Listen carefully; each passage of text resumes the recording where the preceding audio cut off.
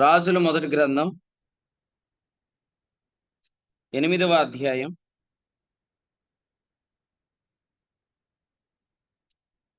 7వ అధ్యాయం చూడండి. 7వ అధ్యాయం 22వ వచనం చదువు. చాలా వచనాలు ఉన్నాయి, ఇవన్నీ చదివారు కాబట్టి మళ్ళీ అవన్నీ చదవట్లేదు. జస్ట్ 22వ వచనం చదువు. 7:22. ఈ స్తంభముల మీద తామర పుష్పముల వంటి పని ఉండెను. ఇలాగున స్తంభముల యొక్క పని సమాప్తమాయెను. ఈ స్తంభముల మీద తామర పుష్పముల వంటి పని ఉండెను. ఇలాగున స్తంభముల యొక్క పని సమాప్తమాయెను. ప్రభునందు ప్రియులారా, రాజుల గ్రంథంలో 7వ అధ్యాయంలో స్తంభముల పని అనేది మనం చదువుతున్నాం. ఎన్నో స్తంభాలు ఉన్నాయి. ఇందులో ముఖ్యంగా 2 స్తంభాలకు పేర్లు ఉన్నాయి. 21వ వచనంలో బోయాజు, యాకీన్. బోయాజ్ అంటే వేగం, యాకీన్ అంటే ఎస్టాబ్లిష్డ్, అంటే స్థిరపరచబడింది అని. సో మనం స్పీడ్గా ఉండాలి, స్టేబుల్గా ఉండాలి. వినండి, దేవుడు మనలను స్తంభాలుగా చేశాడు. ప్రకటన గ్రంథంలో ఫిలదెల్ఫియా సంఘంతో మాట్లాడుతున్న సందర్భంలో ఆయన చెప్పిన మాట ఏంటంటే 3వ అధ్యాయంలో, నా దేవుని మందిరములో స్తంభముగా చేస్తానని 12లో చెప్పాడు. నా దేవుని ఆలయంలో ఒక స్తంభం అని చెప్పాడు. స్థిరమైన మనసు కలిగిన వారు, స్థిరపరచబడిన వారు, స్థిరులైన వారు, స్తంభములుగా ఎంచబడిన వారు. గలతీ పత్రిక 2వ అధ్యాయంలో మనం వచనం 8లో చూస్తున్న 8, 9 వచనాలు, స్తంభములుగా ఎంచబడిన వారు. ఈ ఉదయకాలం మనం చదివిన వాక్యంలో స్తంభముగా నీవు ఉండకపోతే నువ్వు ఉపచారం లేదా పరిచర్య మీరు ఎలా చేస్తారు? ప్రభు అడిగిన ప్రశ్న మనం ధ్యానం చేశాం కదా, మీరును వెళ్ళిపోవాలని ఉన్నారా? యోహాను సువార్త 6వ అధ్యాయంలో 66 నుంచి మనం చూస్తున్నాం. 67వ వచనంలో యేసుప్రభు అడిగిన మాట, మీరు కూడా వెళ్ళిపోవాలని ఉన్నారా అని అడిగాడు. వెళ్ళిపోవాలని ఉన్నారా అనే మాట దగ్గర ఇలా చెప్తాను, వెళ్ళిపోకుండా ఉన్నవాడు ఉన్నాడు. మీరు చూసారా? మీరు గమనించండి, 66వ వచనంలో అనేకులు వెళ్ళిపోయారు, కానీ వెళ్ళిపోవాలని ఉన్నారన్న తర్వాత కూడా వారిలో ఒకడు ఉండిపోయాడు, వెళ్ళిపోలేదు. అయితే ఆ ఒకడు గురించి కూడా ప్రభు ఏం చెప్పాడంటే 70వ వచనం, నేను మిమ్మల్ని 12 ఏర్పరచుకోలేదా, మీలో ఒకడు సాతాను అని వారితో చెప్పాడు. కొందరు వెళ్ళట్లేదు. నేనేమంటానంటే, వెళ్ళిపోవాలనుకున్న వాళ్ళు వెళ్ళిపోండి, కానీ మీరు ఉండిపోతే మీ మనస్సు అస్థిరంగా ఉంది కనుక మీరు పరిచర్యలో వాడబడలేరు. అంటే అర్థమైందంటే, కొన్నిసార్లు మనల్ని హాస్టల్లో ఉంచుతారనమాట. హాస్టల్లో ఉంచినప్పుడు మనకి ఉండాలనిపించదు, ఇంటికి వెళ్ళిపోవాలనిపించింది. అప్పుడు స్టడీస్ ఏమవుతాయి? అప్పుడు స్టడీస్ దెబ్బతింటాయి. అలాగే స్తంభాలు కాదు, స్థిరత్వం లేదు, స్థిర మనసు లేదు, ద్విమనస్సు ఉంది. మనుషులు ఎక్కడ ఉన్నారు, మనసులు ఎక్కడ ఉన్నాయి, వారు పరిచర్య చేయరు, వారు పనిలో ఉండలేరు. ఎందుకంటే ఈ అధ్యాయం అంతా మీరు చదివితే ఈ అధ్యాయాన్ని మనం ఏమని పేరు పెట్టొచ్చు అంటే, 45వ వచనం చూడండి, 7:45 వస్తువులు అనే మాట ఇక్కడ రాశాడు. 47 చూడండి, ఉపకరణములు అని పేరు పెట్టాడు. నెక్స్ట్ 50 చూడండి, పాత్రలు అని పేరు పెట్టాడు. తర్వాత చూడండి, వీటన్నిటినీ కూడా ఏమన్నాడంటే సామాగ్రి అని కూడా అన్నాడు. సో వస్తువులు, ఉపకరణములు, పాత్రలు. మీరందరూ ఎవరంటే వస్తువులు, ఉపకరణములు, పాత్రలు.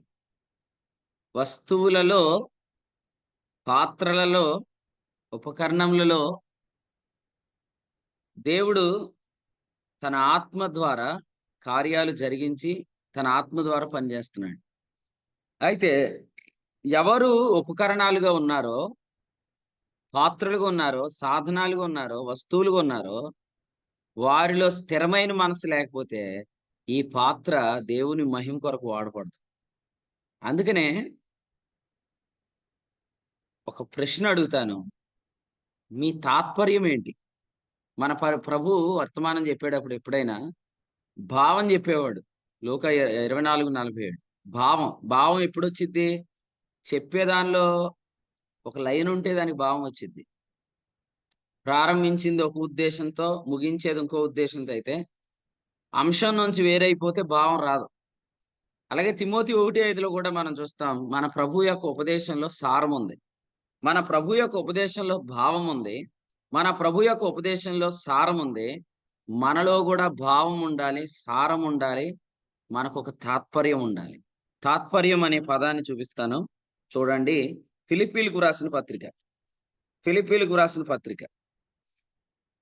ఫిలిప్పీలకు రాసిన పత్రిక 3వ అధ్యాయం 15వ వచనం చూడండి. 3:15. కాబట్టి మనలో సంపూర్ణమైన వారమందరము ఈ తాత్పర్యమే కలిగి ఉందము. అప్పుడు దేని గూర్చినను మీకు వేరు తాత్పర్యం కలిగి ఉన్నాడలా అదియు దేవుడు మీకు బయలుపరచును. ఈ వచనంలో తాత్పర్యం అనే పదం ఉంది చూడండి. నేను ఇలా అంటాను, అసలు మీకు ఏ తాత్పర్యం ఉంది? ఒకప్పుడు ఒకలాగా మాట్లాడకుండా మీరు ఎల్లప్పుడూ ఒకే తాత్పర్యం కలిగి ఉన్నారా? ఈ ఉపదేశంలో ఒకటే సారం వింటున్నామా? ప్రశ్న వినండి జాగ్రత్తగా. మనం ప్రారంభించిన నాటి నుండి ఈనాటి వరకు మన ఉపదేశంలో ఒకటే సారం వచ్చిందా? రాలేదా? 2, మన ఉపదేశంలో ఒకటే భావం ఉందా? లేదా? అలాగే మనలో ఒకటే తాత్పర్యం ఉండాలి. ఉపదేశ సారం మంచి మనస్సాక్షి నుండి కలుగు ప్రేమ. తిమోతి 1:5. మనం ఎప్పుడు మంచి మనస్సాక్షి నుంచి డీవియేట్ అవ్వలేదు. 2, లేఖనాల భావం దేవుని నీతి అయిన క్రీస్తు. మనం దేవుని నీతిలో నుంచి ఎప్పుడు కూడా డీవియేట్ అవ్వలేదు. మరి మీకు వేరు తాత్పర్యం ఏమైనా ఉందా? ఉపదేశంలో సారం మారినప్పుడు, లేఖనంలో భావం మారినప్పుడు మీలో తాత్పర్యాలు ఎందుకు మారుతున్నాయి? ఎందుకంటే మీరు అస్థిరులు కాబట్టి. అస్థిరులైన వారు ఎవరు కూడా ఉపకరణములుగా, పాత్రలుగా, సాధనములుగా, సామాగ్రిగా మీరెవరు వాడబడలేరు. సో అందుకనే మనస్సులు ద్విమనస్కులు కాకుండా మనం జాగ్రత్త పడాలి. యాకోబు పత్రికలో, ఫిలిప్పీ పత్రికలో ఈ మాట రాశాడు. ఒకసారి ఫిలిప్పీ పత్రికలో ఒక మాట చదువుదాం. ఫిలిప్పీ పత్రిక 2వ అధ్యాయం 2వ వచనం చూడండి. మీరు ఏక మనస్కులగునట్లుగా ఏక ప్రేమ కలిగి ఏక భావం గలవారుగా ఉండి ఒక్కదాని అందే మనసు నా సంతోషమును సంపూర్ణం చేయుడి. ప్రేమ అంటే ఏంటి? ప్రేమ అంటే ఉపదేశ సారం కదా. దాన్ని ఎలా చెప్పండి? ఏక ప్రేమ అనే దాన్ని ఏమనొచ్చు? ఏక సారం. నెక్స్ట్ ఏక భావం. ఏక సారం, ఏక భావం, ఏక మనస్సు. నేను ఇందా చెప్పే కదా, మన ఉపదేశంలో సారం ఒకటే, మన వచనాలలో భావం ఒకటే, మనలో మాత్రమే వేరు తాత్పర్యాలు ఉండకూడదు. ఒకప్పుడు వేరండి, ఇప్పుడు మొత్తం మారిపోయిందండి అని ఎప్పుడు చెప్పాలంటే మనం బోధ మారిపోతే చెప్పాలి. బోధ మారలేదంటే ఎవరు మారినా వారు నిలబడలేరు. బోధ మాత్రం నిలిచుంటుంది. బోధ మీద తమను తాము కట్టుకుంటున్న వారు కూడా నిల్చుంటారు. దేవుని సేవకులు కిరణ్ అన్న ఒక వాక్యం ఇచ్చారు మొన్న. మీ విశ్వాసానికి లేకపోతే మీకు పునాది వ్యక్తియా, వాక్యమా అని ఇచ్చారు కదా. నేను అదే చెప్తున్నాను. పౌలు గారు ఏమన్నారు? తిమోతికి రాసిన 2వ పత్రిక 2వ అధ్యాయం 19, దేవుని యొక్క స్థిరమైన పునాది నిలకడగా ఉన్నది అని చెప్పాడు. యోదావు రాసిన పత్రికలో నుంచి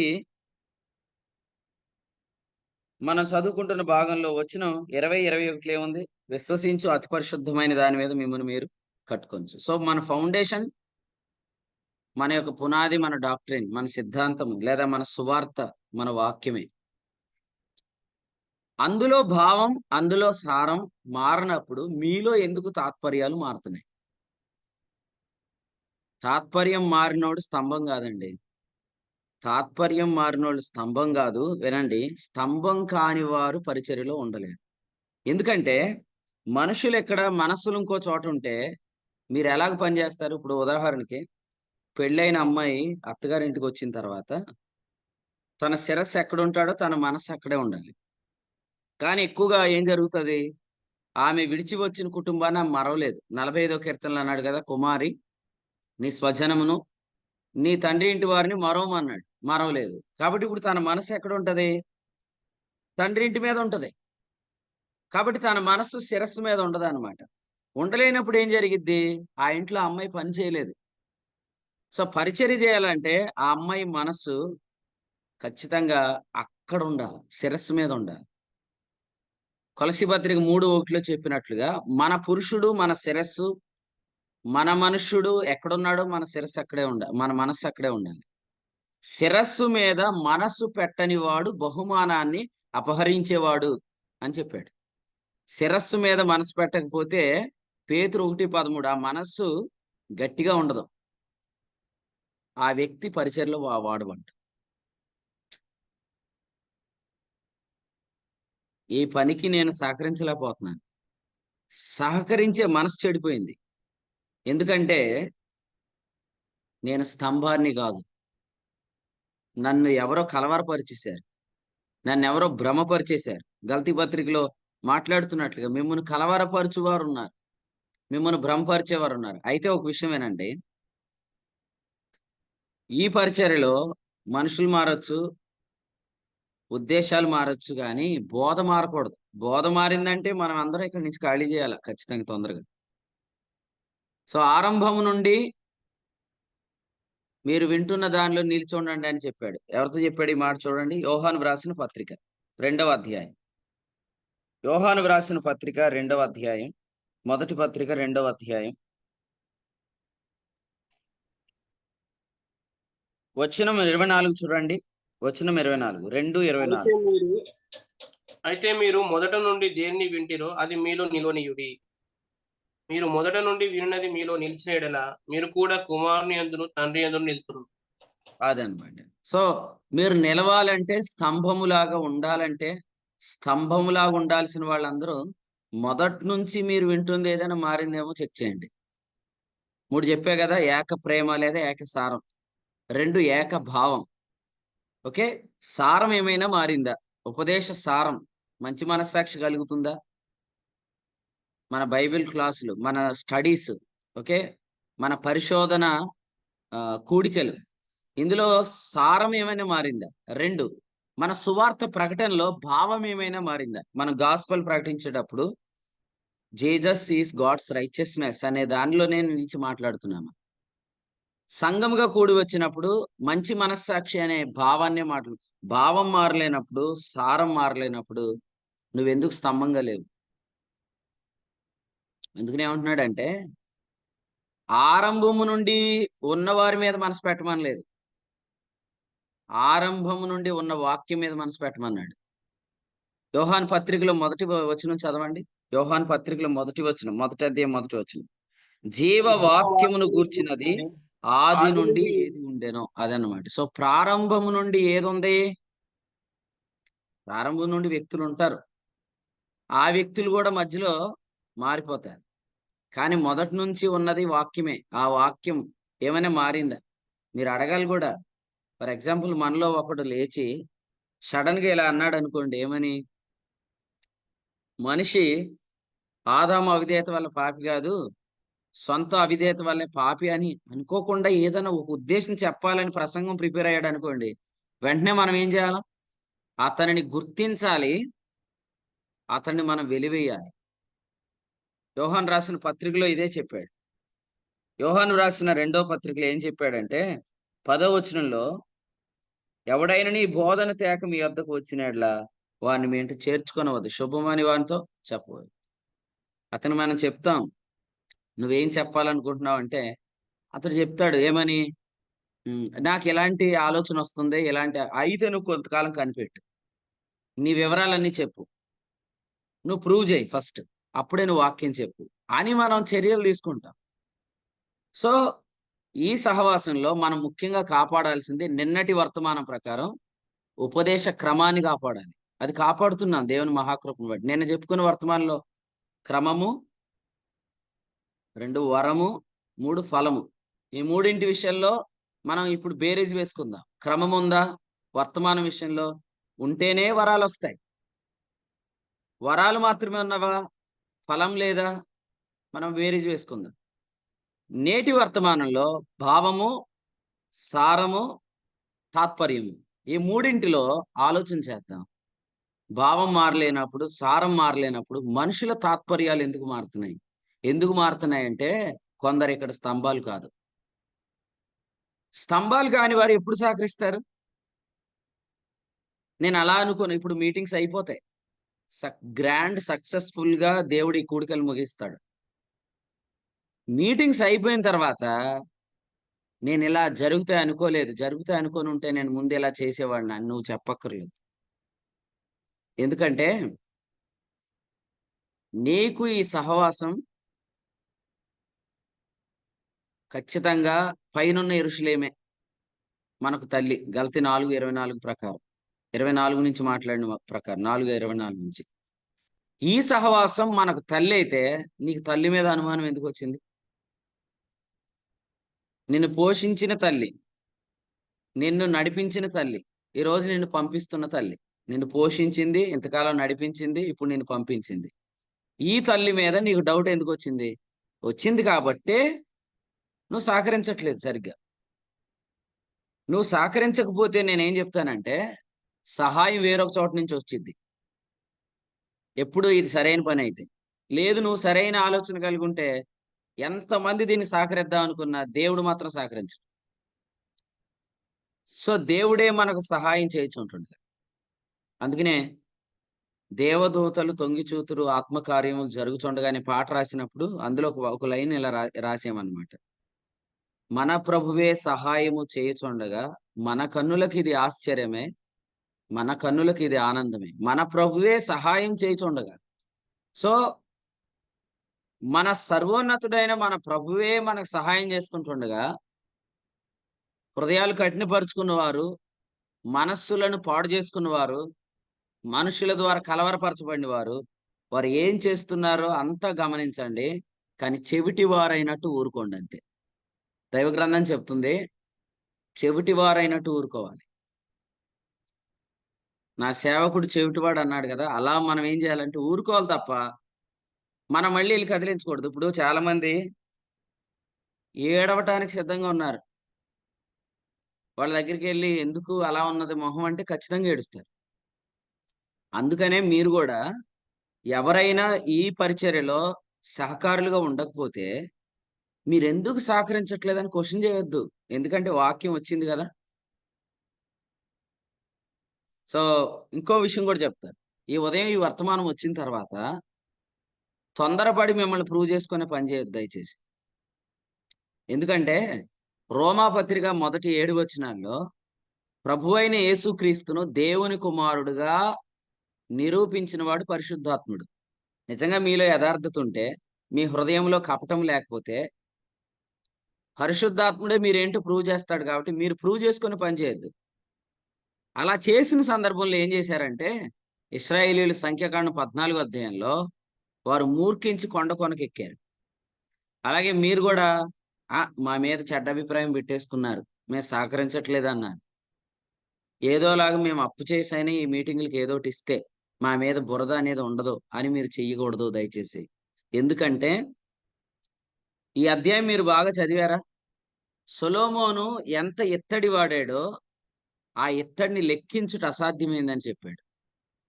అంటే మీరు అర్థం చేసుకోండి, దేవుడు లెక్కించే పనిలో ఉన్నాడు. మన హృదయంలో మంచి యథార్థత లేనప్పుడు మనం ఇచ్చే సమర్పణ లెక్కించబడదు. అవి కానుక పెట్టెలోనికి రావు. అవి దేవుని పనిలో వాడబడవు. మీది మీకు మరలా ప్రభు ఇచ్చేస్తాడు. దయచేసి వినాలి. నేనేమంటున్నానంటే నువ్వు స్థిరమైన వాడివేనా? అది ఉదయకాలం నీకు ప్రశ్న. నువ్వు స్తంభానివేనా ఈ పరిచర్యలో? లేదు ఒక క్వెషన్ అడగండి. అయ్యా! మొదట్లో మనం వాక్యం వినేటప్పుడు చెప్పిన సారం వేరు. ఈ మధ్య కాలంలో మీరు బోధ మార్చేశారు. మొదట్లో మనం విన్నప్పుడు భావం వేరు. ఇప్పుడు మారిపోయింది. ఎప్పటి నుంచి మారింది అని అడిగితే, తణుకు నుంచి మారిందనండి. తణుకు నుంచి మారిందనండి. అలా మీరు చెప్పగలరా? సారం గాని, భావం గాని. మీకు చెప్తా చూడండి. యవ్వనస్తులైన చిన్న బిడ్డలు లేచి నిలబడి వాక్యం చెప్పినా, ఆ సారంలో, ఆ భావంలో నిలిచుండి వర్తమానాలు అందిస్తున్నారు. అందుకనే వరాలు, ఫలాలు విడుదలవుతున్నాయి. మరి అలాంటప్పుడు మనలో ఎందుకు వేరు తాత్పర్యాలుండాలి? ఉంటే నష్టమేంటి? పని ఆగిపోద్దనా? పని ఆగిపోదు. కానీ నీలో నువ్వు మాత్రం పనిలో ఉండవు. నువ్వు పాత్రగా ఉండవు, ఉపకరణంగా ఉండవు, సామాగ్రిగా ఉండవు. ఈ ఉదయకాలం మనం చెప్పుకున్నట్లుగా. ఒక సాధనంగా మీరుండలేరు. ఒక వస్తువుగా మీరుండలేరు అనేది మాత్రం తెలుసుకోండి. మీరు వినండి. ఫిలిప్పి పత్రికలో ఏక మనస్సు అని చెప్పిన తర్వాత వినయ మనస్సు అని కూడా చెప్పాడు. చూడండి ఆ మాట చూద్దాం. ఫిలిప్పీలకు రాసిన పత్రిక 2వ అధ్యాయంలో వచనం 2లో ఏక మనస్సు లేదా ఒక్కదాని అందే మనస్సు అని చెప్పాక నెక్స్ట్ వచనం 5లో ఏం చెప్పాడు? క్రీస్తు యేసున కలిగిన ఈ మనస్సు అన్నాడు. ఏ మనస్సు అదేనంటే పరిచారకుని మనస్సు. ఏక మనస్సు ఉంటేనే పరిచారకుని మనస్సు ఉంటుంది. నేనెందుకు తగ్గాలి? నేనే ఎందుకు అస్తమాటు అడ్జస్ట్ అవ్వాలి? నేనే ఎందుకు అస్తమాటు తగ్గించుకోవాలి అని మీరు అనరేక. ఎందుకంటే పౌలు గారు ఒక మాట చెప్పాడు. మీ ఎడల మా హృదయము, మా అంతరంగము సంకుచితమైంది కాదు అన్నాడు. అంటే అర్థమేందంటే మనం చాలా ఓపెన్‌గా ఉండాలన్నమాట. ఎంత ఓపెన్‌గా ఉండాలంటే నిజంగా మనము ఏక మనసనేది ఉంటే తగ్గటానికి ఎంతైనా ఇష్టపడతాం. మన ప్రభు ఎంతగా తగ్గించుకున్నాడో నెక్స్ట్ నుంచి రాశాడు. ఆయన దేవుని స్వరూపం గలవాడై ఉండి, దేవునితో సమానంగా ఉండుట విడిచిపెట్టకూడని భాగ్యమని ఎంచుకొనలేదు గాని, మనుషుని పోలికగా పుట్టి దాసుని స్వరూపం ధరించుకొని. నేను చెప్తాను, దేవుని సేవకులు ప్రసాద్ అన్న గాని, అలాగే ఇంకొంతమంది సేవకులు చూడండి. మీటింగ్స్‌లో వాళ్ళు సేవకులకిచ్చే వాటర్ బాటిల్ ఆయన మోసుకుంటూ వచ్చాడు సేవకుడుగా. కొంతమంది సేవకులము అనుకోని, మేము పరిచర్య చేస్తే అందరూ సేవకులు అనుకోరు గదా! అని పరిచర్య చేయట్లేదు. ఆ చెడు బుద్ధి తీసేయండి మీలో నుంచి. నేనేమంటున్నానంటే, ఆ పులిపిండి మీలో ఉన్నంత కాలం మీలో ఆత్మప్రభు పనిచేయలేడు. నిన్ను నువ్వు సేవకుడుగా, ఘనుడుగా నువ్వు చెప్పుకోవాల్సిన అవసరం లేదు. దేవుని ఆత్మ నీ నోట నుండి పలికించే మాటల ద్వారా నువ్వు ప్రవక్తగా స్థిరపడ్డావని తెలిసిపోతుంది. సమూయేలు గ్రంథం చదవండి. 3వ అధ్యాయం ఆఖరి వచనంలో ఏముంది? సమూయేలు దాను మొదలుకొని బెయేర్షెబా వరకు ప్రవక్తగా స్థిరపడెనని ఇశ్రాయేలు ప్రజలు తెలుసుకున్నారు. మీరు గూడా వర్తమానాలు అందిస్తున్నప్పుడు, మాట్లాడుతున్నప్పుడు ఖచ్చితంగా ఆహ్, మీలో పరిశుద్ధాత్ముని యొక్క నడిపింపు ద్వారా దేవుడు మిమ్మల్ని అనాయింట్ చేశాడని, అభిషేకించాడని, స్థిరపరిచాడని, ఏర్పరిచాడని, ప్రత్యేకించుకున్నాడని ఖచ్చితంగా తెలిసిపోతుంది. మన హృదయాల్లో సహింపనలవి గాని మత్సరము, వివాదం ఉంటే అతిశయపడొద్దు దయచేసి. నేను ఇలాగే ఉంటాను, నేను ఇంతే ఉంటాను. ఆహ్, అనంటే నేనేమంటానంటే మీరు కంటిన్యూ అవ్వలేరు దయచేసి. ప్రేమతో చెప్తున్నాను. దేవుడు మనలను నమ్మకమైన వారికి ఎంచి పరిచర్య అప్పగించాడు. కాబట్టి తగ్గించుకునే విషయంలో ఎంతవరకైనా తగ్గించుకోవడానికి ప్రభువు మనలను సిద్ధపరుస్తాడు. మళ్ళీ జ్ఞాపకం చేస్తున్నాను. కొన్నిసార్లు మన మైకులు మనమే కట్టుకోవాలి. మనయన్నీ మనమే మోసుకోవాలి. భోజనాల ప్లేట్లు కూడా మనం తీయాల్సొచ్చిద్ది. కొన్నిసార్లు మనం చాలా వరకు ఇంతకుముందు అలవాటు లేనియన్నీ చేయాలి. దేవుడు అలా మనల్ని నడిపిస్తాడు. అంతేగాని నేను చేస్తే ఎలాగూ అని మనం అనకూడదు. ఎందుకు మనం తగ్గించుకోలేకపోతున్నామంటే మన మనస్సు అలా లేదు కాబట్టి. మీరు చూడండి మీటింగ్‌కి ముందు వరకు ఆ పని అంతా చేసుకొని కరెక్ట్‌గా మళ్ళీ మీటింగ్ టయానికి సిద్ధపడి వచ్చి మీటింగ్ స్టార్ట్ చేసి నడిపిస్తున్న మన సేవకులు మనకు మాదిరి. మన సేవకులు చాలా మంది మనకు మాదిరి. పేర్లు ఉదహరించట్లేదు. ఎందుకంటే నా పేరు చెప్పలేదు కాబట్టి నేనేనా అనుకోని డౌట్‌లు మీకొస్తాయి. అయి రానీయకండి. ఒకవేళ మీలో గాని అలాంటి ఆలోచన ఉంటే ఖచ్చితంగా ఈ ఉదయకాలం ప్రభువుకి అప్పగించుకోండి. ప్రభువుని ఓ ప్రార్థన చేయండి. ప్రభువా! నాలో తాత్పర్యం బాగుంటే చాలు. అప్పుడు నేను ఆటోమేటిక్‌గా ఎంత వరకు వంగాలో అంతవరకు నేను వంగగలను. ఎంతవరకు నేను తగ్గించుకోవాలో అంతవరకు నేను తగ్గించుకోగలను. సో, ఈ వచనమే చెప్పాడు ఫిలిప్పి పత్రికలో ఏం చెప్పాడంటే రెండవ అధ్యాయంలో, మీరు ఒక్కదాని యందే మనసుంచటం వల్ల నా సంతోషాన్ని మీరు సంపూర్ణం చేస్తారని చెప్పి.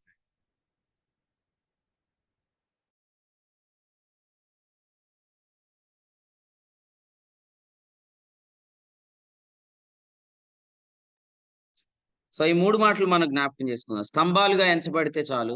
ఖచ్చితంగా మనం పరిచర్య మీద మనసు పెడతాం. ఓకే. మీలో ఎవరో కూడా పరిచర్య ఎంత దేవుడు ఘనంగా జరిగిస్తుంటుంటే సడెన్‌గా ఆహ్, ముందు రోజు ఫోను చేసి ఇంతకీ మీటింగ్స్ ఎక్కడని అడగకూడదు. అది. నేను చెప్పేదేందంటే అది. అలాంటోళ్ళు ఉంటారంటే ఇటీవల ఒకాయన ఫోను చేశాడనమాట. ఇటిచ్చేసా.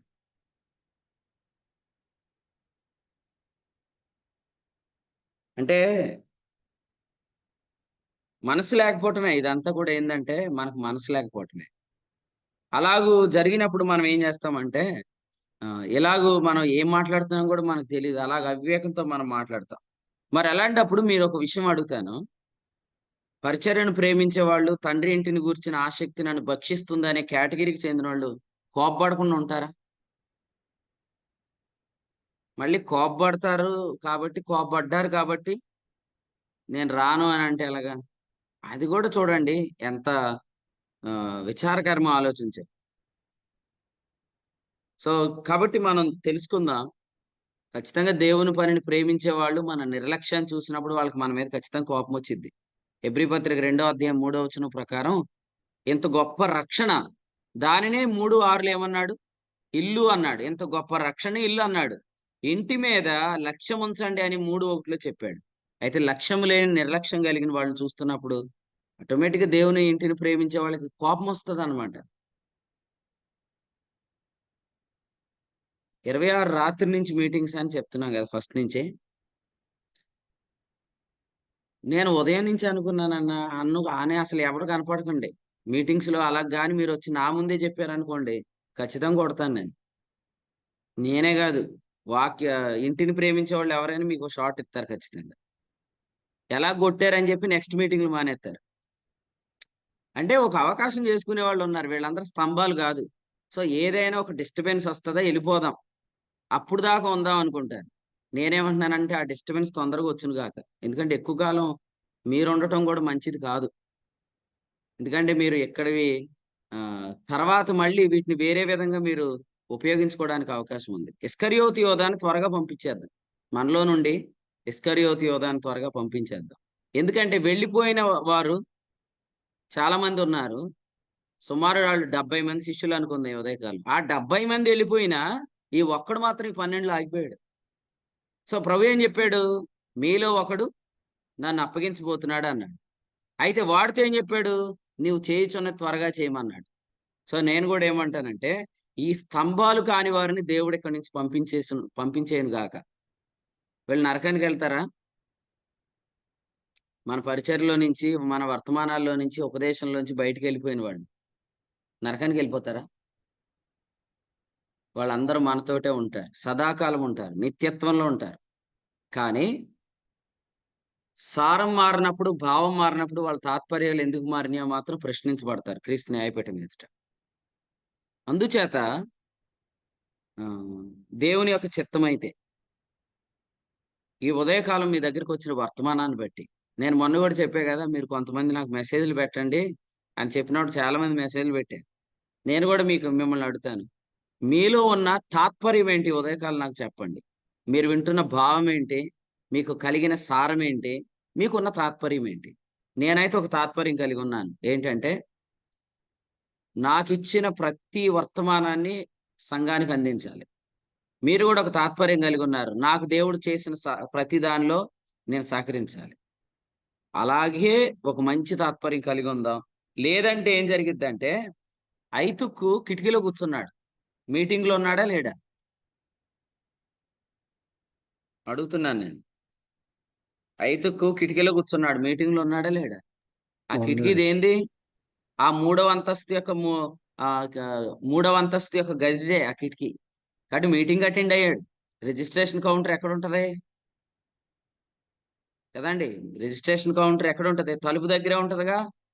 అంటే మెడలో బ్యాడ్జ్ కూడా యేసుకున్నాడు. మెడలో బ్యాడ్జ్ యేసుకున్నాడు. ఆ! ఏమిచ్చుంటారు? ఒక వాటర్ బాటిల్ ఇచ్చుంటారు. ఇంకేమిచ్చుంటారు? ఒక బుక్ ఇచ్చుంటారు. ఇంకేమిచ్చుంటారు? ఆ! అకామిడేషన్‌కి ఒక రూమ్ గూడా ఆయనకిచ్చారనమాట. కానీ అయ్యగారు కిటికీలో కూర్చున్నాడు. అంతస్తులోకొచ్చి కిటికీలో కూర్చున్నాడంటే ఎటు పడతాడు? ఎటు పడ్డాడు? కాబట్టి బయట. వినండి. పడేది మాత్రం అటే. దయచేసి వినాలి. ద్విమనస్సుంటే నువ్వు పడేది మాత్రం అటే. ఎందుకంటే సాతాను గాడు కూడా అనుకుంటాడు. మా ఏజెంట్ గాడు కూడా అక్కడే ఉన్నాడు. రిజిస్ట్రేషన్ నంబర్ చెప్పమంటావా అంటాడు ఆడు. మీలో ఒకడు అన్నాడు గదా! Out of 12 one is mine. 12 మందిలో ఒకడు నావాడే అని వాడున్నాడన్నమాట. యేసుప్రభు ఏమన్నాడు? మీలో ఒకడు నన్ను అప్పగించబోతున్నాడని చెప్పాడు. నేను ఈ ముక్క ముంచి ఎవరికిస్తానో అతడే నన్ను అప్పగిస్తాడని చెప్పి ప్రభు అన్నాడు, నీవు చేయుచున్నది త్వరగా చేయమని చెప్పాడు.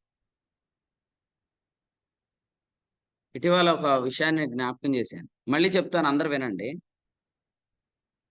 పుల్లలేరి చలిమంటేస్తే లోపలున్న పాము ఖచ్చితంగా బయటకొచ్చిద్ది. పుల్లలేరి చలిమంటేస్తే లోపలున్న పాము తప్పకుండా బయటకొచ్చిద్ది. ఎందుకొచ్చిద్ది? అపోస్తులు 28 చదవండి మీరు కావాలంటే. ఆ కాకకు అని రాశాడు. అంటే అందుకనే చాలా మంది ఏమంటారు? పొమ్మనలేక పొగబెడుతున్నారు అంటారు. దయచేసి ఈ ఉదయకాలం మీలో ఎవరికైనా పొమ్మనలేక పొగబెడుతున్నారా అని గాని అనిపించిందంటే నువ్వు స్తంభానివి కాదని అర్థం. ఇక నువ్వు అడగొద్దు కూడా. మీరు పొమ్మనలేక పొగబెట్టారు అనొద్దు. నేనేమంటానంటే అసలు నీ వోళ్ళందరూ బయటుంటే నీకిక్కడ ఏం పని? నీ వోళ్ళందరూ బయటున్నారు. వాళ్ళు యేసుప్రభుని ఎలా పట్టుకుందామని చూస్తున్నారు. నువ్విక్కడ ఏం చేత్తన్నావు? ఎంతకు అమ్ముదామని ఇక్కడ కూర్చొని బేరాలాడుతున్నావా? ఇలా ఉంటే దేవుడు నిన్ను వాడుకోడు. ఫస్ట్ నువ్వు నీ మనస్సును సరిచేసుకోవాలి. ఈ ఉపదేశ సారమేంటి? ఈ వచనాల భావమేంటి? నాలో ఎందుకు వేరు తాత్పర్యం వచ్చింది? తాత్పర్యం రావటానికి కారణం నేను కలవరపరచబడ్డానా? లేదా బోధే మారిపోయిందా? అది మీరు ఆలోచన చేసుకొని, ఇప్పుడు మీరేం జేయాలంటే, పొగబెట్టేదాకా ఉండొద్దు. ఎందుకంటే పొగబెడితే పాము లోపల ఉందని బయటకొచ్చాక తెలిసిపోద్ది. అంటే పొగబెట్టే లోపే సర్దుకోవడం మంచిది. సో, ప్రేమతో ఏం చెప్తున్నానంటే నా పిల్లలు ఎక్కడున్నా నా పిల్లలే. ఓకే. ఈ ఉదయకాలం ఈ వర్తమానం చెప్తున్నాను వినండి. నా పిల్లలు ఎక్కడున్నా నా పిల్లలే. వారు క్షేమంగా ఉండటమే కావాలి. 2 ముక్కలవ్వటం నాకిష్టం లేదు. ఎందుకంటే ఈ సువార్త సత్యమును గూర్చిన బోధ మొదటగా మీకు పరిచయం చేసిన వారు ఎవరో ఆ సంగతి నువ్వు తెలుసుకొని నువ్వు వెంబడించమని చెప్పాడు. తిమోతితో రాస్తూ పౌలు గారు ఏం చెప్పాడు? ఈ సంగతులు నువ్వెవరి వలన నేర్చుకుంటివో కొంతమంది ఇలాగ గూడా మాట్లాడుతున్నారు. ఎలాగంటే ఎన్నికైన వారి యొద్ద నేనేమీ నేర్చుకోలేదని. ఓ ప్రశ్న అడగనా? ఆ ఎన్నికైన వారు అని అక్కడ చెప్పిన వ్యక్తులెవరు? అది అందరికి ఆపాదించేత్తారా? అక్కడ ఎన్నికైన వారని చెప్పిన వ్యక్తులెవరు? గలతీ పత్రికలో కపట సహోదరులని చెప్పాడు. 2వ అధ్యాయంలో. ఆ కపట సహోదరులను ఉద్దేశించి ఎన్నికైన వారుగా ఎంచబడిన వారి యొద్ద నేనేమి నేర్చుకోలేదంటే, ఇప్పుడు మీరందరూనేమో సంగతులన్నీ పుచ్చుకొని తెలుసుకున్న తర్వాత, ఇప్పుడు అదే రిఫరెన్స్‌ని మాకు గూడా ఆపాదిచ్చేత్తే ఎలాగుంటది? ఆ! విశ్వాస మూలమగు నీతి అంటే ఏంటో మనకు తెలీదు ఈ పరిచర్యకొచ్చేంత వరకు. విశ్వాస మూలముగా జీవించడం అంటే ఏంటో మనకు తెలీదు. ఇవన్నీ ఇక్కడ నేర్చుకొని, మళ్ళీ ఇప్పుడు ప్రసంగాలన్నమాట. ఎన్నికైన వారి, ఎంచబడిన వారి యొద్ద నేను ఏమీ నేర్చుకోలేదు. వారెంతటి వారైనను నాకు లక్ష్యం లేదంట. ఎంత కృతజ్ఞత రాహిత్యం ఈ దినాల్లో జరుగుతదో. కాబట్టి నేనేమంటానంటే, నువ్వు స్తంభముగా ఉందువు గాక. స్తంభముగుంటే నువ్వు సహకారిగా ఉంటావు. నువ్వు సహకరిస్తేనే నీకు మేలు. నువ్వు ఎటువంటి సహకారం నువ్వు చేయకపోయినా నువ్వు ఏదోలాగా అభ్యంతరంగా ఉంటావు. అభ్యంతరంగా నువ్వుంటే ఖచ్చితంగా ప్రభు నిన్ను లెక్కడుగుతాడు. ఎందుకంటే ఇన్ని ఆత్మ సంబంధమైన సంగతులు నువ్వు పుచ్చుకున్నావు గదా! మరి శరీరం సంబంధమైన విషయాల్లో నువ్వు పాలువాడవు కాలేదని గలతీ పత్రిక 6:7 చెప్తాడు. నేను ఒకటే చెప్తున్నాను, పరిచర్య చేసేవాడు ఎప్పుడొస్తాడు? మీటింగులకి పరిచర్య చేసేవాళ్ళు ఎప్పుడొస్తారు? ఇంటికి ముందుగా వస్తారు. ఖచ్చితంగా. మీరు గుర్తుపెట్టుకోండి, నిజంగా మీకు పని చేయాలని, పరిచర్య చేయాలని మనసుంటే మీ స్థానిక సంఘాలలో కూడా మీరు మీటింగ్ ముందుగా వెళ్తారు. ఏ పని చేయాలి అనే మనస్సు మీకు లేనప్పుడు మీరు వెళ్ళి అక్కడ ఏదో పని చేస్తున్నట్లుగా కాసేపు ఎక్కడ కుర్చీలు సర్దటం ఏం చేస్తారు. ఇట్లా చేయొద్దు. ఎందుకంటే కంటికి కనబడవలనని కాక చెప్పాడు కదా, కంటికి కనబడవలనని కాక అన్నాడా లేదా? అందుకని నేను అంటున్నాను, కంటికి కనబడవలనని కాకుండా మనం పని చేద్దాం. దానికి మనం ఏం చేస్తాం? మనసుంటే ముందుగానే మనం ఇలా అడగాలి. మనోహ ఏమడిగాడు? మనోహ అతని భార్య, మీరు మీరు మాకు అనుగ్రహిస్తున్న బిడ్డ ఎట్టివాడు అవుతాడు అని అడిగాను. అలాగే మీరు కూడా, అయ్యా మేమేం చేయాలి? సో అపోస్తుల కార్యాల గ్రంథంలో వాళ్ళు అడిగారు, చెరసాల నాయకుడు అడిగాడు కదా, అయ్యలారా మేమేం చేయాలి? మీరు కూడా అడగండి.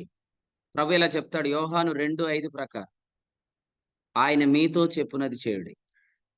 మీరు ఆ 6 రాతి బాణలను నీళ్లతో నింపండి అని ప్రభు చెప్తాడు. మీరు పరిచారకులుగా ఉండాలి, ఎందుకంటే మీరు సహకారులుగా ఉండాలి. దానికి ముందు మీరు స్తంభాలుగా ఉండాలి. స్తంభాలే ఉపకరణములు అవుతాయి, స్తంభాలే పాత్రలు అవుతాయి, స్తంభాలే వస్తువు అవుతుంది, స్తంభాలే సామాగ్రి అవుతుంది, స్తంభాలే సాధనాలు అవుతాయి. ఇక్కడ బోయజ్ ఉన్నాడు, యాకీన్ ఉన్నాడు. ఇద్దరు గురించి మనం విన్నాం. సో స్టేబుల్ అండ్ స్పీడ్, ఈ రెండు, స్టెబిలిటీ ఉండాలి, స్పీడ్ ఉండాలి. పని ఆలస్యంగా జరిగిస్తుంది ఎవరు? మొన్నే చెప్పుకున్నాం మనం. అమాషాను వాడు వెళ్ళి ఏం చేశాడు? ఆలస్యం చేశాడు అని చెప్పుకున్నాం కదా. నిర్లక్ష్యంలో మనం మొదటగా గమనించేది ఏంటంటే సమయాన్ని మనం పాడు చేసేస్తాం. హెబ్రీ పత్రిక నిర్లక్ష్యం అనే పదం కనపడుతుంది కదా. అయితే మొదటి అధ్యాయం మొదటి వచనంలో కనబడే పదం ఏంటి? నా పూర్వకాలమందు నానా సమయములలో అని చెప్పాడు. కాబట్టి టైం అనేది చాలా ప్రాముఖ్యమైనది. హెబ్రీ పత్రిక 3వ అధ్యాయంలో 15లో నేడు అనబడు సమయం అని చెప్పాడు. రాత్రి సహోదర సేవకులు కూడా నేడు అనబడు సమయం గురించి వాక్యం చెప్పారు. సో నేను అదే చెప్తున్నాను, నిర్లక్ష్యం అనేది మనం టైం వేస్ట్ చేయడంలో కనపడిపోతుంది అనమాట.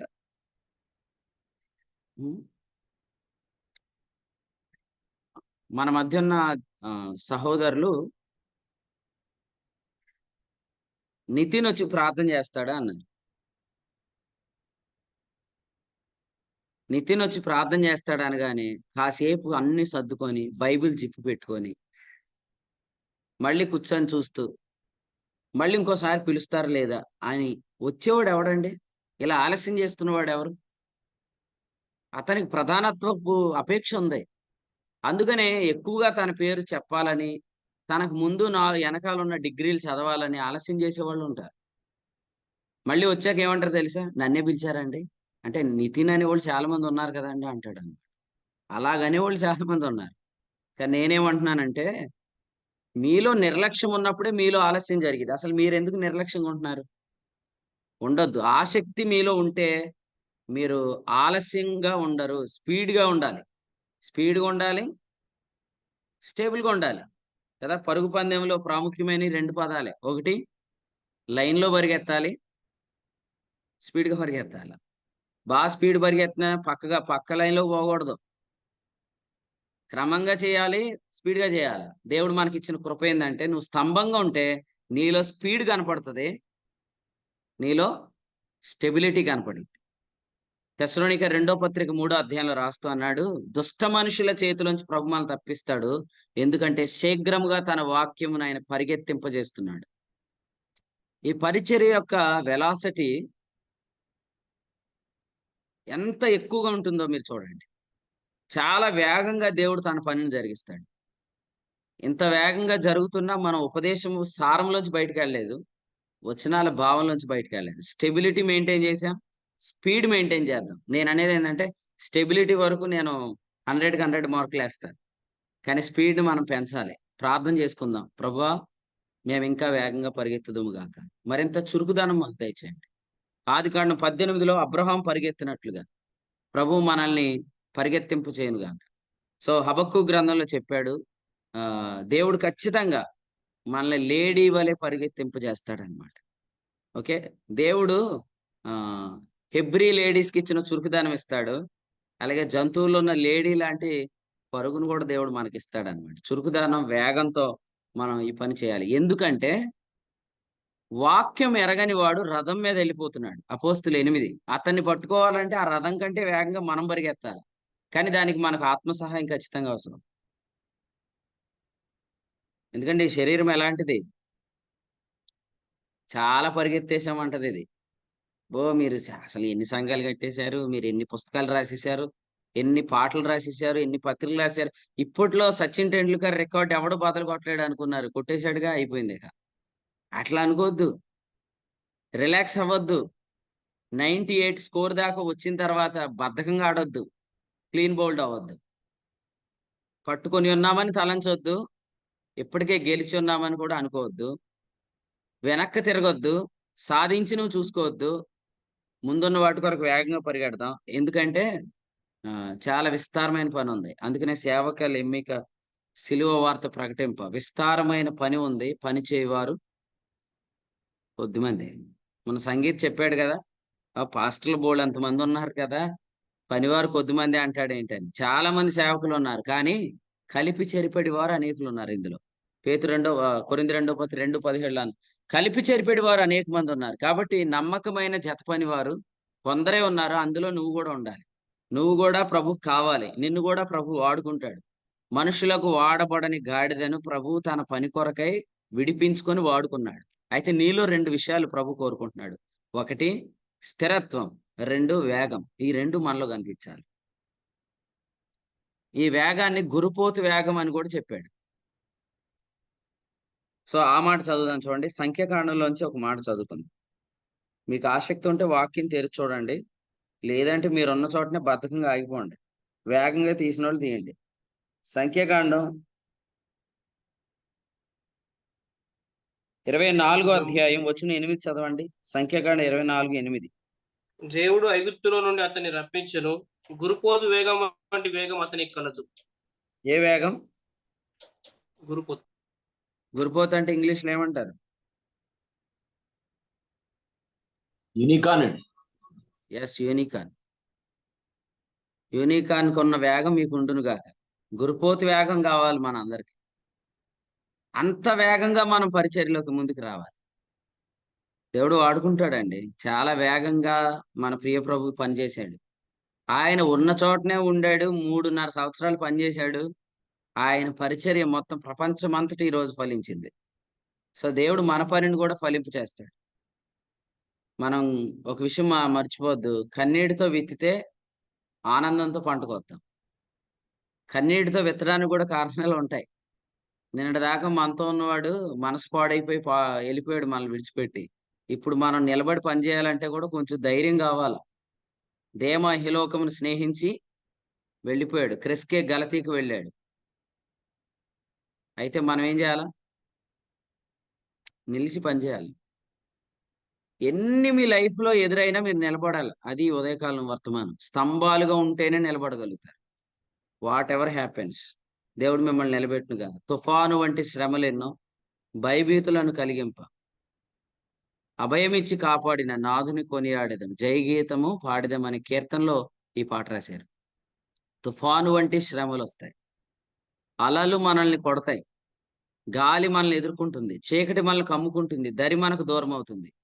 ఈ చరణాన్ని నేను క్రీస్తు సిలువకు సాక్షిగా అనే పాటలో 2వ చరణంలో ఇది రాశాను. సో నేను కూడా చెప్తున్నాను, మీరు ఇవన్నీ ఫేస్ చేస్తారు ఖచ్చితంగా, కానీ నిలబడతారు. నిలబడిన వారు ఖచ్చితంగా వాడబడతారు. వాడబడిన వారు ఖచ్చితంగా ప్రభువు యొక్క రాకడ యందు సిగ్గుపడరు, గనపరచబడతారు. కాబట్టి సొలొమోను గారు కట్టిన స్తంభాలు చాలా ఉన్నాయి. ఆ స్తంభాలలో ముఖ్యంగా 2 స్తంభాలు మందిరంలో, ఒకటి కుడి పార్శ్వమున, ఒకటి ఎడమ పార్శ్వమున. ఒకదానికి బోయజ్ అని, ఒకదానికి యాకీన్ అని పేరు పెట్టాడు. ఇందులో మనకు వేగం కనపడుతుంది. రెండోది స్థిరత్వం, స్టెబిలిటీ కనపడుతుంది అనమాట. స్పీడ్ అండ్ స్టెబిలిటీ, ఈ 2 కూడా ప్రభు మనలో ఉంచుతాడు. ఓకే. కారు వెళ్ళినంత ట్రాక్టర్ వెళ్ళిద్దా స్పీడ్? ట్రాక్టర్ మోయగలిగినంత కారు మోసిద్దా భారం? కాబట్టి కొన్నిట్లకి టార్క్ పెద్దది, కొన్నిట్లకి స్పీడ్ పెద్దది. అందుకనే స్పీడ్ క్యారెక్టరిస్టిక్స్ అనేది కొన్నిట్లకి ఉంటది. టార్క్ క్యారెక్టరిస్టిక్స్ అనేది కొన్నిటికి ఉంటది. కొన్ని భారాలు లాగ్గలవు.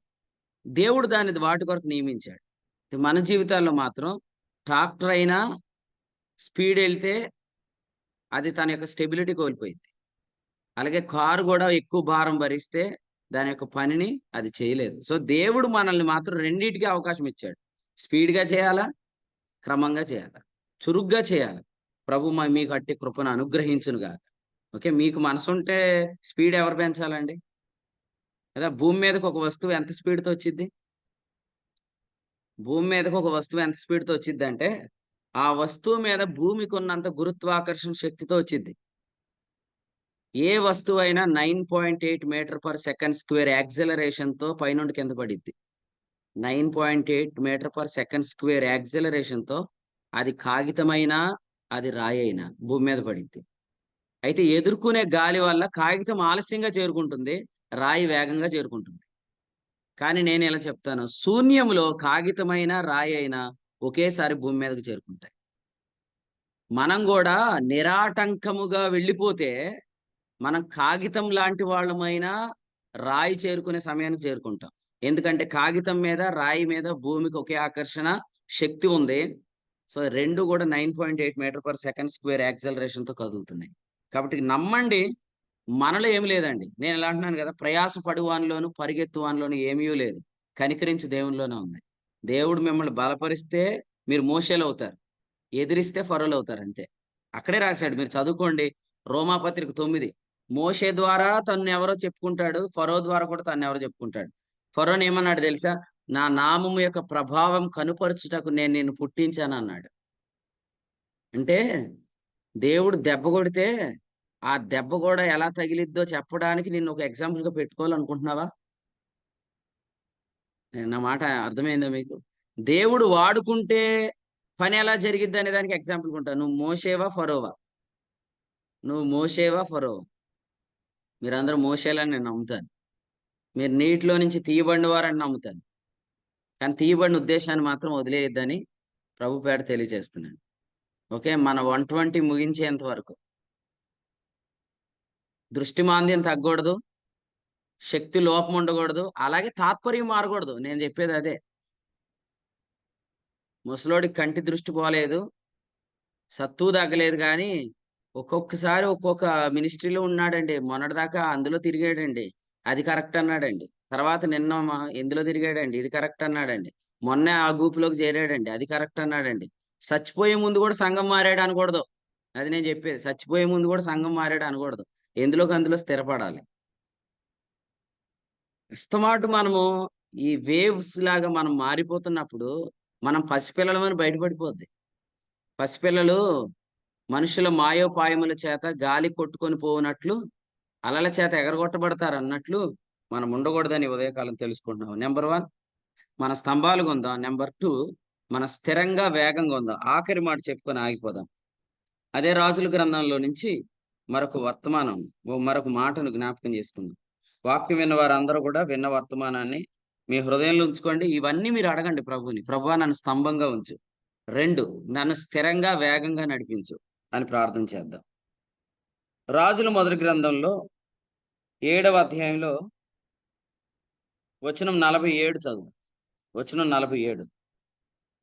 అయితే ఈ ఉపకరణములు అతి విస్తారములైనందున సొలొమోను ఎత్తు చూచుట మానివేసెను.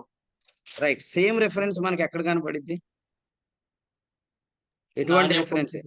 ధాన్యం కొలుచుట మానివేసెను. Yes, right answer. ఆదికాండంలో దేవుడు 7 సంవత్సరాల సమృద్ధి అయిన పంటనిచ్చినప్పుడు అక్కడ రాశాడు. 41వ అధ్యాయం 49వ వచనంలో ధాన్యము కొలుచుట మానివేశాను. నేను 2 విషయాలు చెప్తాను. ఈ రెండిటిని కలుపుతాను చూడండి. మనకొచ్చిన వర్తమానాన్ని కొలచటం అసాధ్యం.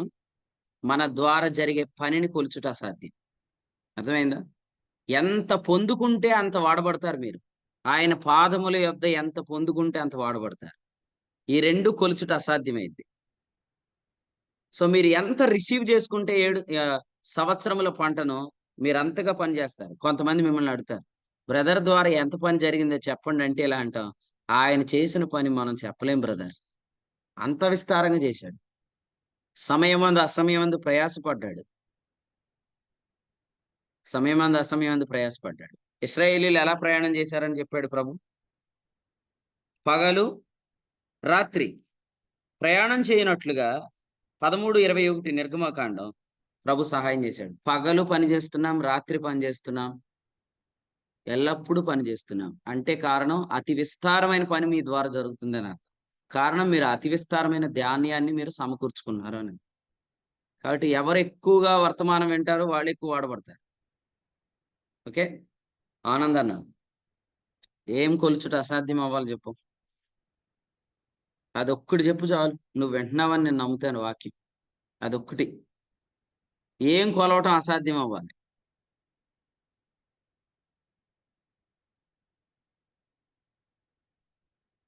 రత్నాజీ బ్రదర్ మీరు చెప్పండి. ఏం కొలవటం అసాధ్యం అవ్వాలి? మనం చేసిన పని అండి. Right answer. మనం చేసిన పని కొలవటం అసాధ్యం అవ్వాలి. అసాధ్యం అవ్వాలంటే మన దగ్గరికి వచ్చే గోధుమలు లేదా మన దగ్గరికి వచ్చే పంట కూడా అంత విస్తారంగా ఉండాలి. దేవుడు చెప్పాడా లేదా? కృప ఏమన్నాడు? అపరిమితముగా అన్నాడు. రోమా 5. అపరిమితమైన కృప ఎందుకు ఇచ్చాడు? అపరిమితమైన మహత్యం మనలో చూపించడానికి. ఎఫెసీ 1:19. ఆ మహత్యం చూపించి దేవుడు మనల్ని వాడుకుంటాడు. కాబట్టి ఈ 3 విషయాలు గమనిద్దాం. 1, స్తంభాలుగా ఉందాం. 2, వేగంగా పనిచేద్దాం. 3, కొలతలు లేకుండా పనిచేద్దాం. ఎప్పటికప్పుడు ఎంతవరకు చేసామని చూసుకోకూడదు. స్పీడ్గా చేసుకుంటూ వెళ్ళాలి అంతే. ఎందుకంటే కొలుచుట అసాధ్యమైనంతగా ప్రభు నిన్ను వాడుకుంటాడు. ఇంతే కదా ఈయన చేసింది అనే పేరు మీకు రాదు. దేవుడు మిమ్మల్ని సమయమందు అసమయమందు ప్రయాసపడేట్టు చేస్తాడు. మీ ద్వారా ఎక్కువ పరిచర్య జరుగుతుంది. ఎక్కువ మందిని మీరు దేవుని దగ్గర నడిపించగలుగుతారు. అది ప్రభునందు మీరు ఈ ఉదయకాలం నిరీక్షణ పెట్టుకోండి. స్థిరంగా ఉందాం, వేగంగా ఉందాం, మనం అపరిమితంగా విస్తరిద్దాం. అపరిమితంగా మనం నిరాటంకంగా సాగిపోదాం. దేవుడు అట్టి కృప మీ అందరికీ దయచేయను గాక. మీ తెరలు నిరాటంకంగా సాగనివ్వండి. మీ గుడారము విశాలపరచండి. మీ మేకులు బాగుగా దిగ్గొట్టండి. మీ త్రాళ్ళు పొడుగ్గా చేయండి. ఎందుకంటే పిల్లలు విస్తారం అవుతారని పరిశుద్ధాత్ముడు చెప్తున్నాడు. యెషయా గ్రంథం 54వ అధ్యాయం. ప్రభు ఈ వాక్యాన్ని మనందరి వినికిడిలో దీవించు. ఆమేన్. రాజుల మొదటి గ్రంథము 7వ అధ్యాయం ద్వారా దేవుడు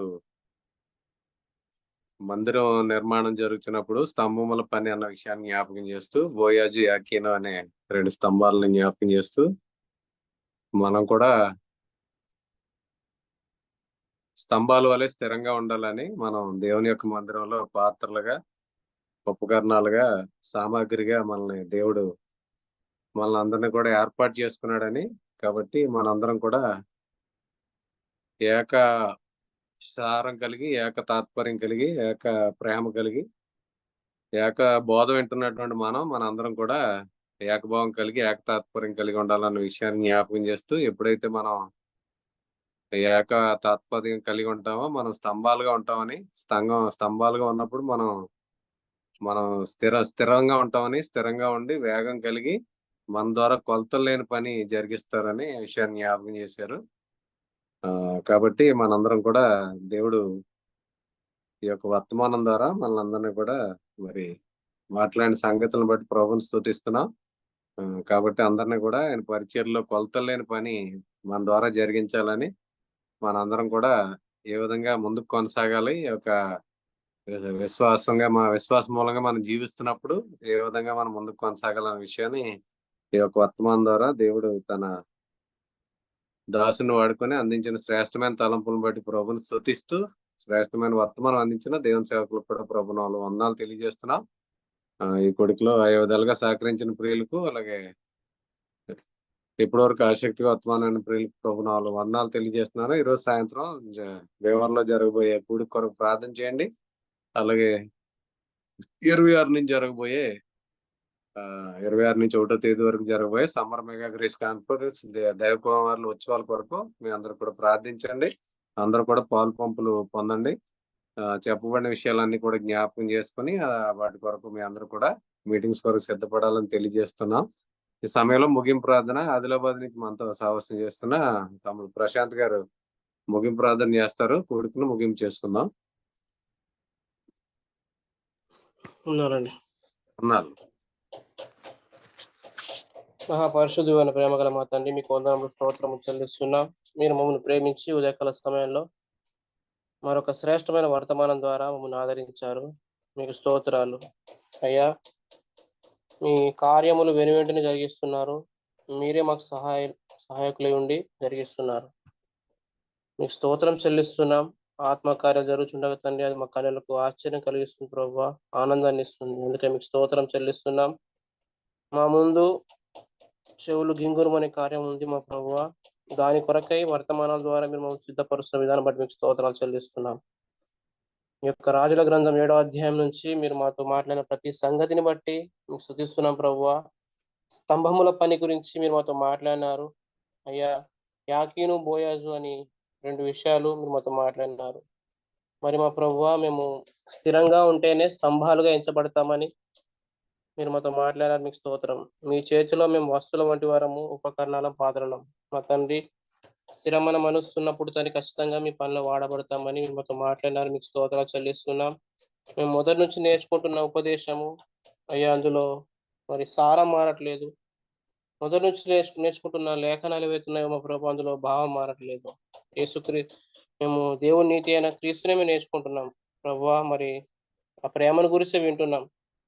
మాలో మరి వేరు తాత్పర్యాలు ఉంటే, బోధ మారితే స్థిరంగా ఉండలేం. కానీ మా ప్రభు, మేము విశ్వసించు అతి పరిశుద్ధమైన దాని మీద మేము అది కట్టుకుంటున్నాం మా ప్రభు. అది పరిశుద్ధులకు ఒక్కసారి అప్పగించమైన బోధ అని, ఇదే ఆరోగ్యకరమైన బోధ, ఈత బోధ మా ప్రభు. అయ్యా, మేము ఈ బోధనే ముందు నుంచి వింటా ఉన్నాం, ఇప్పుడు వింటా ఉన్నాం. చాలా మంది తాత్పర్యాలు మారిపోతున్నాయి, చాలా మంది దుర్మనస్కులు అవుతున్నారు. వారు మరి స్థిరమైన మనసు లేకుండా వాడబట్టలేదని మీరు మాతో మాట్లాడాలి. మీకు స్తోత్రం చెల్లిస్తున్నాం. మా శిరస్సు విన్న ప్రభు మీద ఆనుకుంటేనే మేము వాడబడతామని, మరి మొదటి నుంచి మేము ఏది విన్నామో దాని మీద నిలిచి ఉంటే అయ్యా, మేము మాకు మేలని మీరు మాతో మాట్లాడారు. మీకు స్తోత్రం చెల్లిస్తున్నాం ప్రభువా.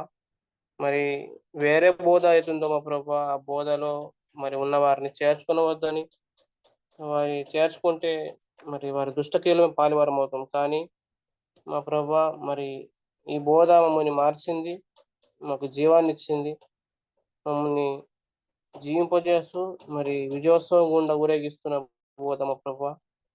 స్తోత్రాలు చెల్లిస్తున్నాం. ఇదివరకే పట్టుకున్నామని, ఇదివరకే సంపూర్ణ స్థితి పొందామని తలంచుకోవట్లేదు, కానీ ఇంకనూ నేర్చుకోవాల్సిన పని చాలా ఉంది. మా ప్రభు మీరు నేర్పిస్తున్నారు. మరి సమయమందు అసమయందు మీ సేవకుల్ని, నీతి పరిచారకుల్ని, సహకారులు మీరు వాడుకుంటున్నారు. అందుకే మీకు స్తోత్రం చెల్లిస్తున్నాం. ఇది ప్రభువు ఆత్మ ద్వారా మాత్రమే జరుగుతున్న కార్యము అయ్యా. మా ప్రభు, మరి పొందియుండియో పొందనట్టు అతిశయించకుండా, మరి పౌలు గారు తిమోతికి రాసినట్టు నా వల్ల విన్న సంగతులని చెప్పినట్టుగా మా ప్రభు, ఆ సంగతులు మా ప్రభు మా తండ్రి, మేము ఎవరి వల్ల నేర్చుకుంటున్నామో, మరి ఆత్మ విషయంలో నీవే నాకు రుణస్తుడు అని చెప్పినట్టుగా మరి మేము రుణపడి ఉన్నామని ఎదిగి ప్రభువా, ఇది పైనున్న యెరూషలేము మాకు తల్లి, ఈ సహవాసం మాకు తల్లి వంటిది ప్రభువా. ఈ సహవాసంలో ఉంటేనే మాకు సమృద్ధి అయిన ఆహారం ఉంది. సహవాసానికి వేరుగా వెళ్తున్నప్పుడు ఖచ్చితంగా మేము నష్టపోతాం నాయన. అతి దుర్భరమైన జీవితం మాకు వద్దు నాయన. అయ్యా, మీకు స్తోత్రం చెల్లిస్తున్నాం మా ప్రభువా. మరి మేము చేసే ఏ పనైనా ఈ మహిమ నిమిత్తమే, మనుషులకు కనబడవాలని కాదు అయ్యా. మీరు ఏదైతే మాకు చెప్తారో దాన్ని చేయడానికి మా ప్రభు సిద్ధపరుచిన విధానం బట్టి మీకు స్తోత్రం చెల్లిస్తున్నాం. మీ పాత్రలుగా, మీ వస్తువులుగా, మీ యొక్క ఉపకరణాలుగా వాడుకుంటున్నప్పుడు మా తండ్రి, మీ యొక్క న్యాయపీఠం ఎదుట మరి మాకు గొప్ప బహుమానం ఉందని ఎరిగిన వారం ఏమిటండగా మా తండ్రి, గురుపోతు వేగంతో ముందుకెళ్ళడానికి మమ్మల్ని బలపరుస్తున్నారు. తుఫానులు వచ్చినప్పటికీ, గొప్ప తుఫాన్లు వచ్చిన, అలలు కొట్టబడిన, ఇలా ఉన్నా మా పరిస్థితి ఎలా ఉన్నా కానీ మా ప్రభు, మీ కొరకు మీ యొక్క పరిసర నిమిత్తమై నిలబడే సామర్థ్యాన్ని, బలాన్ని దయచేయమని కోరుతా ఉన్నాం ప్రభువా. మీరు బలపరిస్తే మోషల వంటి వారం అవుతాం, లేకపోతే మా ప్రభు ఎదిరిస్తే పరవ వంటి కఠినమైన హృదయం గల వారం అవుతాం ప్రభు. అటు స్థితి మాకు వద్దు. ఘనత నిమిత్తమైన పాత్రలు మనం వాడుకోండి ప్రభు, బలపరచండి నాయన. మరి అన్ని విషయాల్లో మీకు సమృద్ధి నింపండి. మీ యొక్క కొలతలేని ఆత్మతో మమ్మల్ని నడిపించండి ప్రభువా. మరి ముఖ్యంగా మా ముందున్న మీటింగ్స్ కొరకే ప్రార్థన చేస్తున్నాం. ఆ మీటింగ్స్ ఎలా ఉండబోతున్నాయో అనేది మీరు వర్తమానాల ద్వారా తేటగా మాతో మాట్లాడుతున్నారు. అందుకే మీకు స్తోత్రం చెల్లిస్తున్నాం ప్రభువా. ఘనమైన కార్యాలు మీరు జరిగిస్తారని, ఆత్మ వరాలు పొందుకుంటారని, మరి ఆ మీటింగ్ లో మీరే వాతావరణాన్ని కూడా మొత్తాన్ని చక్కగా ఉంచుతారని వర్తమానం ద్వారా మాతో మాట్లాడుతున్నారు. మీకు స్తోత్రం చెల్లిస్తున్నాం.